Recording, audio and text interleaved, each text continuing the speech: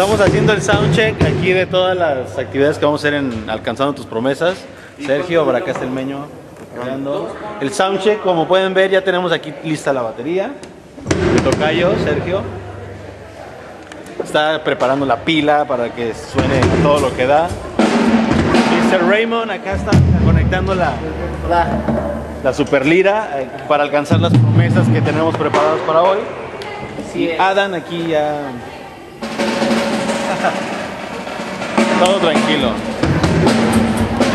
Esperamos alrededor, como pueden ver, ahorita el salón está pues vacío, ¿no? Vean.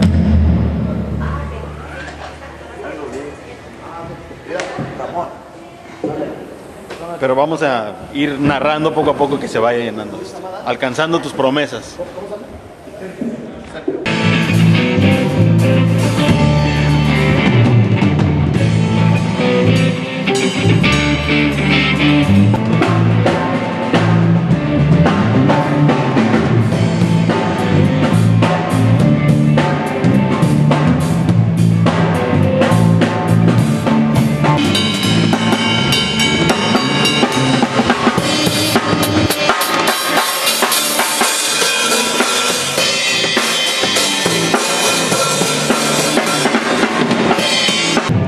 Bueno, como podrán ver, estamos en el soundcheck.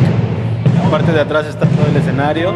Y para aquellos que no saben, el soundcheck es probar los instrumentos, el sonido, la batería, el bajo, la guitarra, antes de que inicie un concierto. Entonces, en la parte de atrás, aquí a mis espaldas, están los muchachos ya calando todos los sonidos, los efectos, la batería, que no suene muy fuerte, que no se escuche muy bajo, checar las voces también es importante para que cuando el concierto inicie, pues todo empiece sin ningún problema, ¿no? La gente lo disfrute como debe de ser. Entonces es lo que están haciendo atrás, están checando todo el efecto y la guitarra, ¿no? Vean.